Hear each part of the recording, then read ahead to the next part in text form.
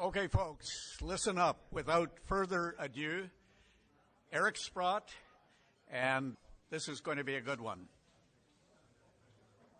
Well, thank you for the incredible introduction.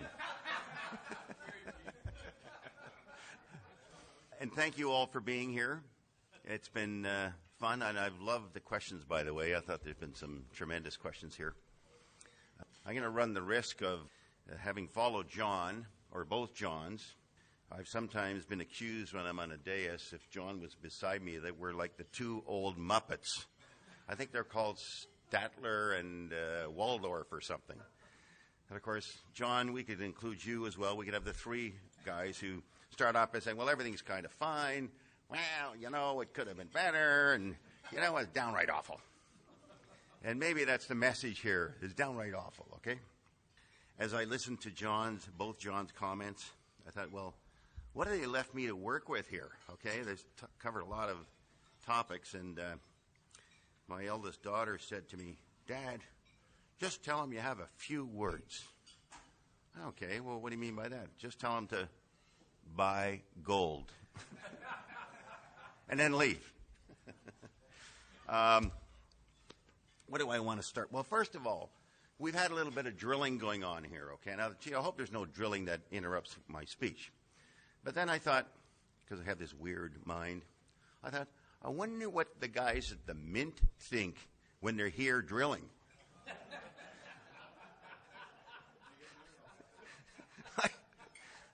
I'm sure that's a very unwelcome noise. I actually noticed Steve starting to shake over there, you know? What do I want to start with? Well, first of all, I don't really have a canned speech for you, okay? So I could be rather dangerous. But I want to start off with just a data point. And the data point I want to start off with is the U.S. debt for the year ended September 30th, 2016 was just announced. And it went up by $1.4 trillion. $1.4 trillion. And yet the deficit estimate for the year ended September 30th, 2016 is $590 billion. Now, I want you to think about that. The government is telling you they're running a deficit of $590 billion, but the debt went up by $1.4 trillion. That's not easy to do. There's something missing in this equation, okay? We got $800 billion more of expenses that aren't somehow included in the deficit. That's the way it is. And that's what's on the books. Who knows? I mean, as John mentioned, you could be talking about Fannie Mae and Freddie Mac and student loans and this, that, and the other thing. And in fact, the obligations are even more. One of the things that I like to have people think about is just how to think about things. Like, does it make any sense that the deficit was only $590 billion? It's impossible to imagine that, okay? Just as John has already pointed out, and one of my key cares is the whole unfunded liability situation in the States. I say there's three problems with the U.S. economy. Healthcare, healthcare, and healthcare. It's unbelievable what you and I watch going on in the healthcare business in the United States. I mean, there are more articles about how much the Obamacare premiums are going up by this year, with people receiving their invoices, I think, in early November, you know, for the subsequent year. And they're all double digits, of course. Some of them in the 20s and 30s and 40s and 50s. As you know, a great number of they call them co-ops that sprung up to provide Obamacare. Most of them have gone broke. There's very, very few remaining, which means that the likelihood of health care getting more expensive is going higher. One of the beauties of numbers is the mathematics of things. And when we were watching, for example, 30 and 40 years ago, that health care would go up, 5 and 7 and 10% a year, you knew, okay, well, you give me 50 years of that, and I'll tell you 100% of GDP will be health care. It's just numbers, okay? And they keep going up at double digits. Healthcare is almost 20% of the budget today. People's expenses is 20% healthcare. Well, just try a 10% increase on a 20% of your budget. That's 2% inflation right there. And by the way, speaking of inflation, there's an index in the U.S. called the Chapwood Index, and they measure, I think it's something like 500 articles, things, services that people buy in cities, and it's been going up at, I think the number is something like 7 to 10% a year every year. Yet inflation is stated to be less than 2%. In fact, we want it to be 2%. I'm the head of the Fed, and I want inflation to be 2%. It just sounds so friggin' hollow to me because we're already way past 2%. Look at the rent increases. Look at the health care, the cost of education. These things are all blowing out here. Inflation is massively understated, and I could go into, the guys behind the curtain just keep giving us lousy data that we shouldn't believe, that you should not believe the data. Let your own mind and your own experience tell you what should be going on, or what is going on. There was a great question asked, when do people lose confidence in the central planners? Or the question might have been, when do the central planners realize that the gig is up? And I'm taken back to a couple of weeks ago now, maybe 3, when Mr. Kuroda of the Bank of Japan came out and talked about the fact that he's hearing from corporations that low long-term interest rates make their provisioning for pension funding skyrocket. That's what happens, right? You got a pension obligation, you got no return, you have no prospect of a return. How do you have enough money in your pension fund to provide for this? And therefore your contribution has to go up. So Mr. Kuroda gets the knock on the door. By now the corporations saying, Mr. Kuroda, you're killing us. And he's already been getting the knock on the door from the banks who say, you're killing us. The pension funds, you're killing us. The savers, you're killing us. And he finally says, I think Wednesday or Thursday, maybe we should have the long rates go higher. That's what he said, so that somehow they won't have to take these provisions on their books. And of course, that's when the yen rallies. The rates shot up around the world. Contagion, somebody asked a question about contagion. Believe me, there's contagion. Rates went up in every country when that happened. And I don't think that Mr. Kuroda has taken a back step on that yet either. He realizes we have a problem. He would realize that before other people because Japan's been doing it for so long. And of course, the stress on the people who have to provide for things just becomes more ominous all the time. And they just say to him, well, you got to do something about this. So I wouldn't leave off the table that there is a new central bank policy. That yes, we need long rates to poke up a little here. And long rates, of course, poking up is not good for a lot of things, particularly the bond market. But it's also not good for the economy, and it's not good for multiples. And, it hasn't quite played out yet. I mean, he still talked about it when he made that last rate decision or non-decision. And I think it's sort of one of there's always unintended consequences to failed policies. And the NERP and the ZERP and NERP have created these unintended consequences where somebody has to deal with the fallout from no return. In fact, there's lots of people here that might be retired. You have no return. It's hard to get a return. How do you survive? When we all grew up, if you had $1 million in the bank, you were laughing when you retired, right? Well, you're not anymore. You make nothing on it. So how do we survive? And sooner or later, these groups of people will get more of an audience with the central planners. And you can see it now where Deutsche Bank is complaining about the ECB's policies. There's just more discussion of it all the time because they are creating havoc all over the place. And it's not something that's going away. Imagine trying to run a bank where you can't make an interest rate spread. You have to cheat. They have to. Of course, they do cheat. But they're forced to cheat. That should be their defense. You're making us cheat. We got to cheat our customers somehow. And speaking of cheating, Wells Fargo, I just find the Wells Fargo situation unbelievable.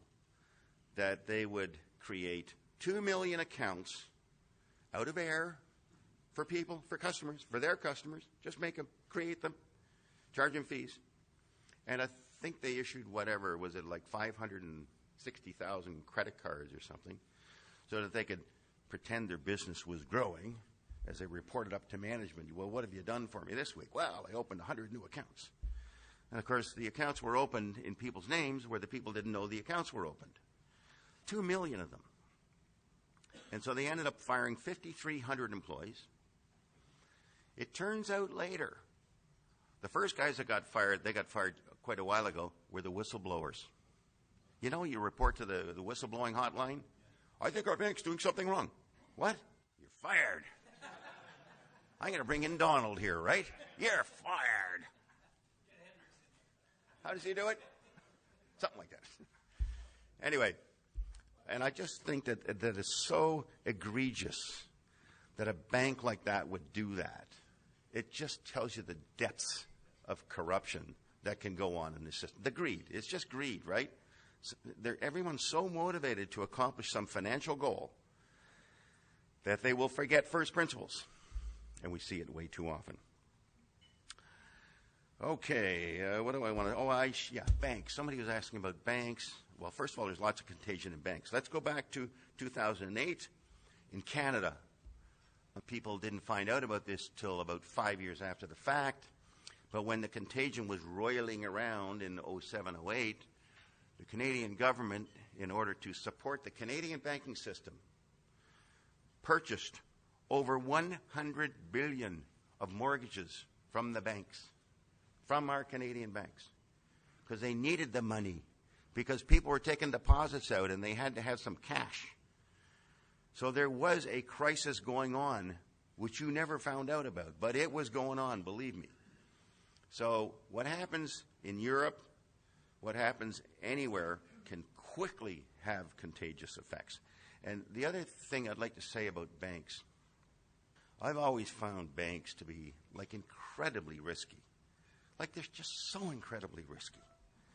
They're sitting there with like 5 cents on the dollar supporting their assets. So let's say they had a dollar of assets and 5 cents of capital. 5 cents. They're levered 20 to 1. Now, what if the assets go down by 5%? Now there's no capital. And believe me, in 07, 08, they went down by more than 5%. Now they got bailed out. They were covered, TARP, TELF, whatever the hell. So they're able to get through it.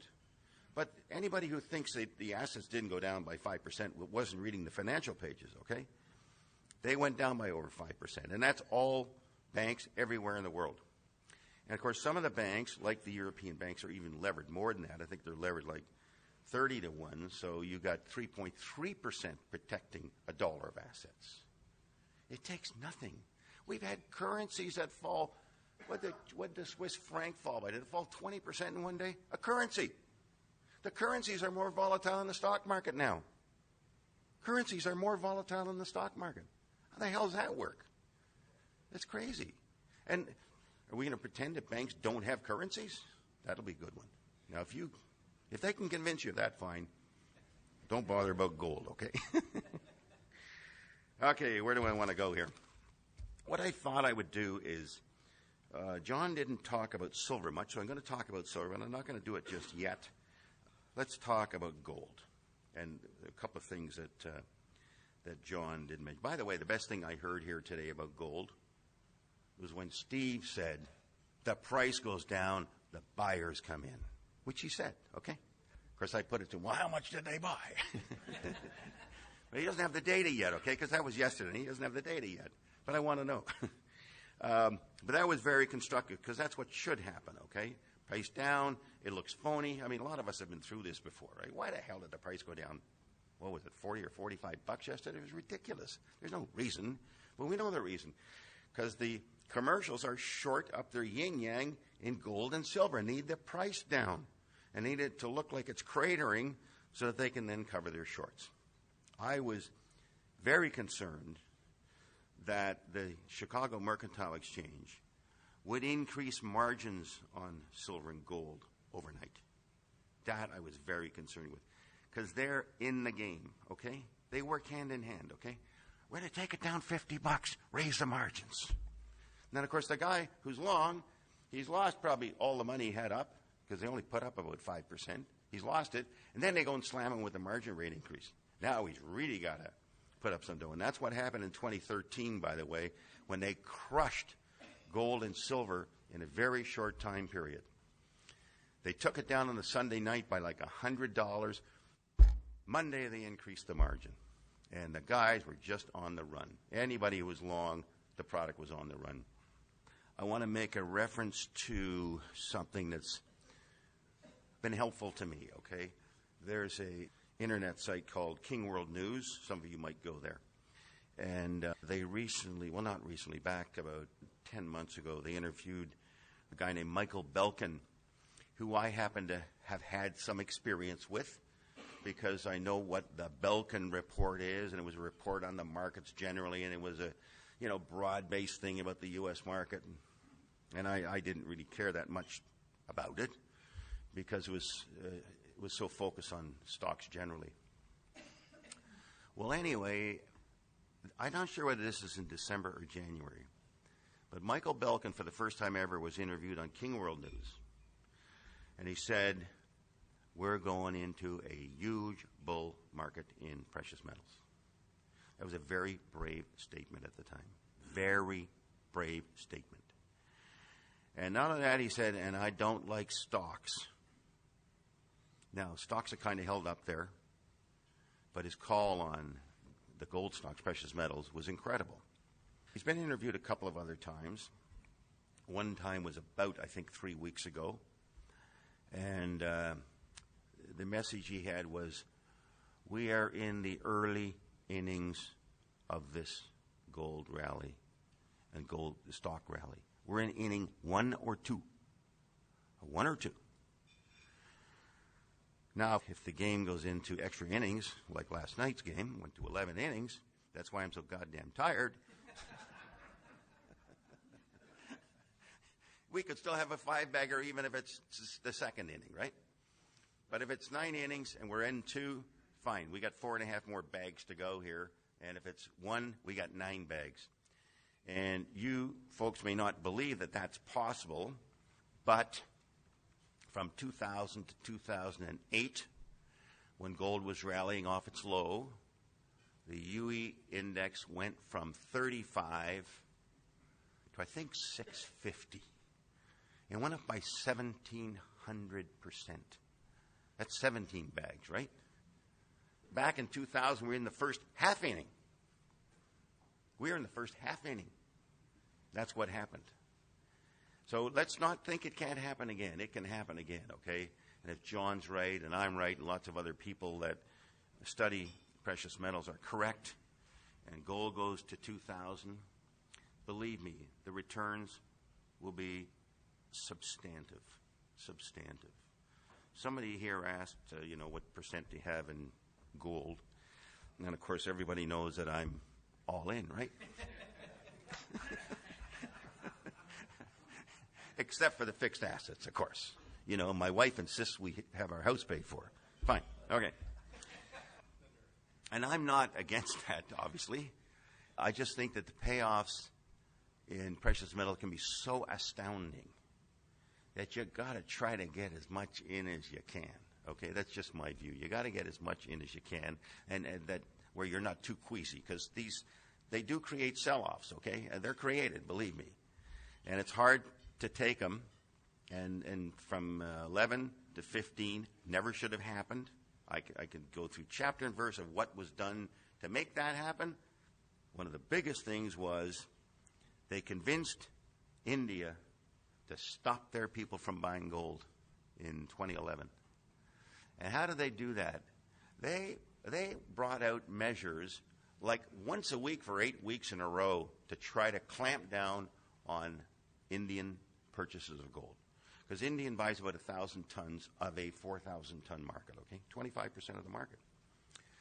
And in the early months of that year, I think they were buying over 100 tons a month, over 100 tons. So they're above their norm. By November of that year, because of all the rule changes, they were down to 7 tons. And of course, hey, now you got 25% buyer out of the market. Now we can crash it, boys. We've got it under control. So, and they did.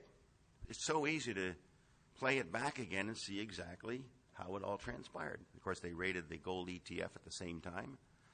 And that's how they got the physical gold to meet the demand of the time.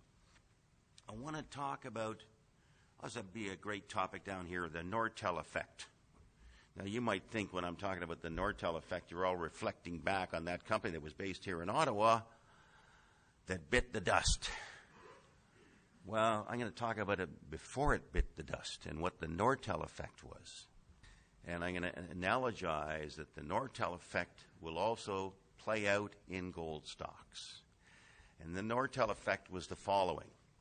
We had a company that seemingly had some of the best products in the telephonic area, and everybody in the world wanted to own shares. But the way the TSX calculates weightings in the index, they take all the shares outstanding, multiplied by the stock price, and see what the weighting is in the index versus everything else. Okay. I'll go to extremes. Let's just imagine that 100% of the stock was owned by foreigners. Okay? And it's gone up to 125.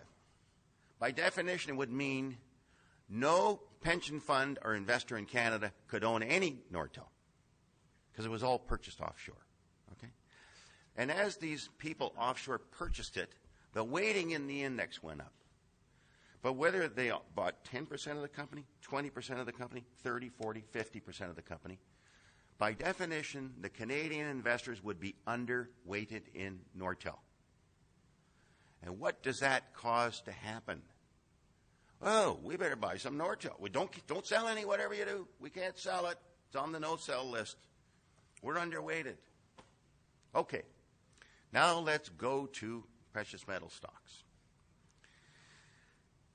First of all, a lot of them are listed in Canada, predominantly. So if you're somebody in Ukraine or Poland or Saudi Arabia, you want to buy gold stocks, where do you go to buy gold stocks? And some people might argue, well, you go and buy the GDX ETF or the GDXJ ETF, and I'll deal with that in a second. But failing those ETFs, you got to come to Canada to get a position in gold stocks, because a lot of them are domiciled here and they're all listed here for the most part. And of course, what will happen is the same thing that happened in Nortel, that the ownership drifts offshore, but the weighting in the index goes up. And now we got a problem, because the Canadian pension fund or investor or advisor, we're all watching precious metal stocks going up. What are we going to do, guys? We got to have something in the game. Something. Well, now that just creates an even bigger problem, right? Because now the foreign guy's trying to buy it, I'm trying to buy it, away we go. That's in the long run, in a longer run sense. Okay, I don't mean from just every day or week. I mean, it just happens. It happens over time. Now, I mentioned I'd talk about the ETFs, because the ETFs are becoming incredibly important in what happens to gold stocks. It's incredibly important, because most investors now choose to buy an ETF rather than looking about and saying, well, which gold stock should I buy? They just buy the damned ETF, okay? And the ETF buying is blind buying. It's blind. Look, we got $10 million in. Go buy $10 million worth of the stocks that have a certain weighting and a profit. Just buy them. Just buy them. And, of course, they're seeing this throughout the day, because it's kind of like an open-ended fund as people go into the market to buy GDX, and there's no natural seller.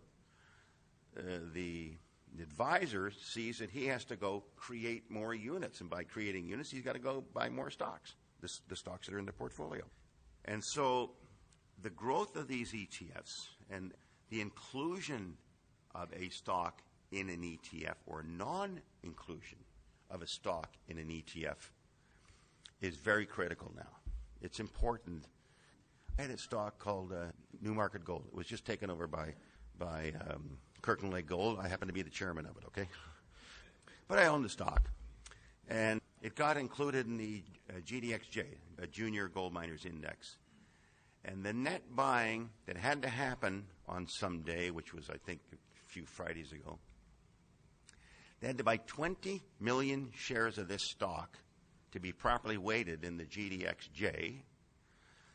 And they probably had outstanding 180 million shares. So they had to buy 12% of the company in one day. Well, the stock went up, funny thing. It's important, the ETFs. It's important what happens to the ETFs.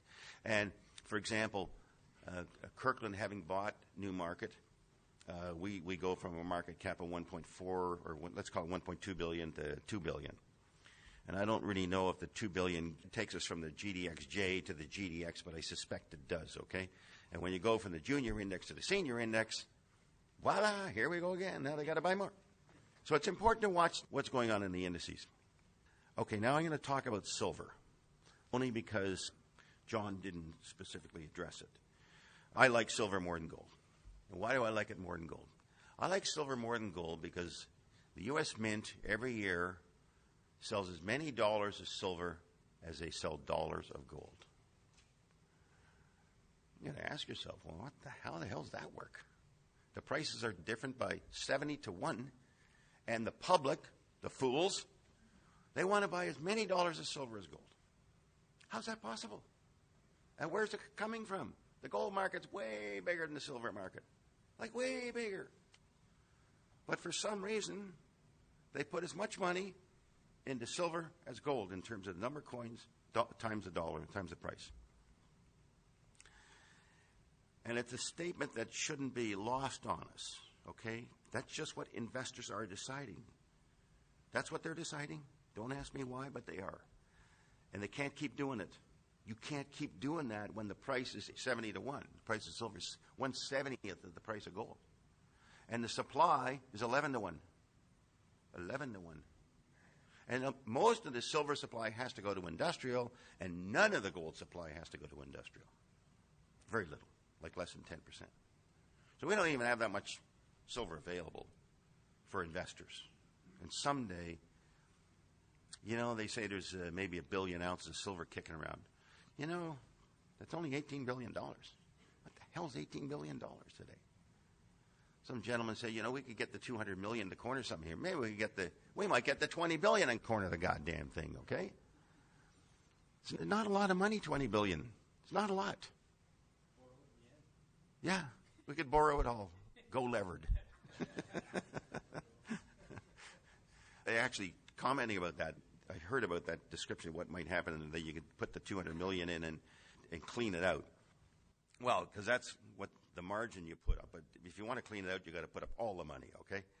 And if they know that you're not well funded, believe me, they will be all over you. That's just the way the game's played, okay? We got them where we want them. Now let's drive the price down. What else do I want to say about silver? Well, it seems to have lots of great uses. It's used in medical things. It's used in solar. Solar is growing. Solar is just going to keep growing. Well, I think we all know that. So there's lots of reasons to think that the silver is where you should be. Another thing about silver is there's hardly any silver stocks. I'd have a tough sitting up here saying I'll name 15 silver stocks. Okay, I'm telling you, I would have a tough time. I would. And some of them wouldn't even be primary silver producers. They'd have silver as a byproduct. So you don't hear much about silver mines, okay? There aren't many silver mines, just silver. And none of them are big. None of them are big. So there's lots of opportunity there.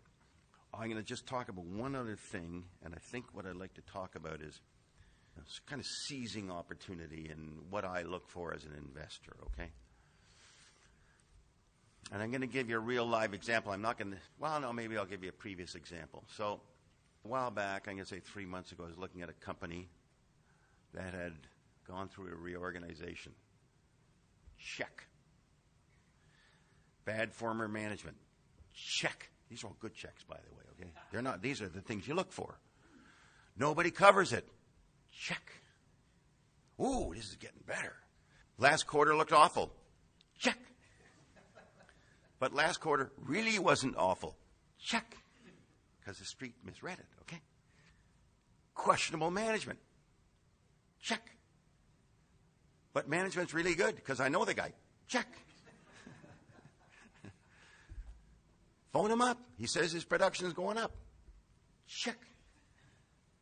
The street has it miserably valued for what they're going to produce. I have a number in mind that when you produce 100,000 ounces, you have a 400 million market cap, okay?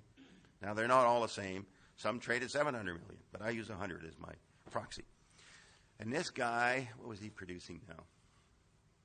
I think it was 90.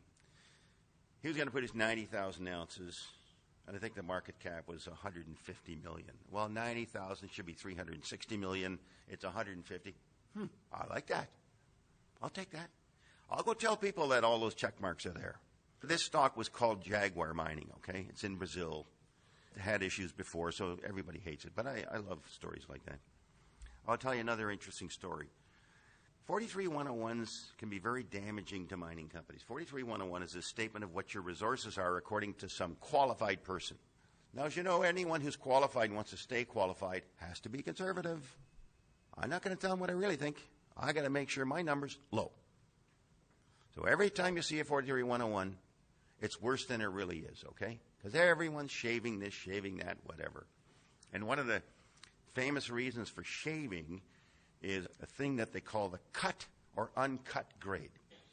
So you can have a company who, has a drill intersection where it's actually 5 ounces, but the guy says, "Whoa, 5 ounces. Yeah, hold on now. We can't say 5 ounces even though there are 5 ounces. We got to cut it to 1 to be conservative." Well, he's just destroyed 80% of the value, okay? But he's going to be right. He'll be right. There is that goal there, okay? Now, I can tell you back in 2000, I think I was reading a 1999 annual report of a company that was not very well thought of, okay? Check. Management's a slime ball. Check. Woo, I like that. I like slime balls. And I go over to the company, and I see that you said in your annual report that your cut grade was X, but your uncut grade was almost 2X. It was probably like 1.8X, 1.8X, okay? Now, I'll tell you something. As a mathematical guy in the gold business, if you have 1X versus 1.8, the 1.8 would probably produce 3 times the profit. It's all profit, right? Same amount of money to dig the ore out, but it's got more gold in it. Okay, so I'm thinking, oh, well, if it's the uncut grade, he's going to make 3 times more than the whole street thinks. This looks like a good idea. Maybe I should go and buy some of that. This is back in 2000. And I did. And I got criticized because the guy running it was considered a slime ball. Now, the name of the company was Gold Corp. And the guy running it was a guy named Rob McEwen, who 2 years later was Mining Man of the Year. You got to go against the grain, baby. You got to learn to go against the grain and let the numbers speak for themselves. Let the numbers speak for themselves. And I'll tell you, I'm looking at one today. It's been in my mind. I've actually proposed to buy some of it, but it hasn't affected. I want to give you my thought process, okay? So I'm reading about this mine. I'm not going to tell you the name of this company, okay? But he says, we're going to produce X number of ounces. He gives the cost of what he thinks it will be to produce the ounces, okay? Then he says, and P.S., we could double our production within a year. Okay. Now, X ounces would have made this company worth, let's say, $360 million. It was trading at 180. If he doubles his production, now I get 720, and it costs 180. Now we're talking. That's a 3-bagger, right? That's a 3-bagger. Okay. Then he comes out and announces that what they've done is drilling at 100-foot intersections to get the 43101. To get the 43101, where the guy doing the 43101 used a very conservative way of calculating to come up with the resources. He did, okay? Restrictive. So maybe resources are already bigger because the guy used a restrictive thing. Then they announce, oh, because we've done the infill drilling between the hundreds, because we're going to go mining now, the lengths are longer and the grades are higher. Whoa, grades are higher. That's profit, man. Imagine if the grades doubled. Now I'm going from 780 to 1.5 billion if the grade was double. No, if the grade was double, it would triple my number in terms of profitability. It would triple. I haven't even gone to the widths being longer. Well, what if the widths are longer by 25%, i.e. the ore body's just bigger? It's higher grade and bigger. Well, then you're going, oh my God, it could be a $2 billion company and it's trading for less than $200 million. I'm going to check that out, okay? And that's what I look for in things. I look for a multi-bagger. I couldn't abide by buying a stock that I didn't think had a chance of going up 100%, okay? I will not buy a stock that I don't think is going up 100%. I wouldn't. Never, never, never, never, never. And it's got to, of course, also be cheap relative to everything else you're looking at. Well, I look at, hundreds of gold and silver stocks. And it better be cheap versus all the other choices I have. Otherwise, I don't give a darn. And it has to have lots of upside to it. And that's the way I approach investing. You are going counter trend. You look for things that have caused the value to not be appropriate in the market. Things that can change. And when you document it, you go hard, okay? You just go hard. You know you got to figure it out. I can remember I went out to see Precision Drilling in Calgary one year, many years ago. They'd just gone through a reorganization. I'm halfway through the meeting. I'm thinking, Jesus, Eric, will you get out of this room? You know what to do, man. It was so clear that the stock was going to go crazy. Get me out of the room. I've got to start buying here. Of course, it went up by I don't know how many times. 50 or 100 times. I didn't make 50 times. Back in those days, I was younger. And when you're up 200 or 300%, you took the goddamn profit. Well, that's a big mistake sometimes, okay? In fact, it's a big mistake every time, if it's going higher. Okay, I think that concludes my official comments. I hope I've given you some sense of what I think the opportunity is in the precious metal stocks. Oh, I should have sort of quantified. Okay, so if gold goes to 2,000, we're at 1,300 today, okay? Most guys make $300. Now they make 1,000. Okay, 300 versus 1,000. That's a triple right there, okay? Everything triples. Right there, it triples. Maybe the world gets into it. Oh, my God, gold works and nothing else is working. And they all rush in to buy stocks. We get the Nortel effect. Oh, man, maybe we got 6 times now. Because they go crazy. That's how you make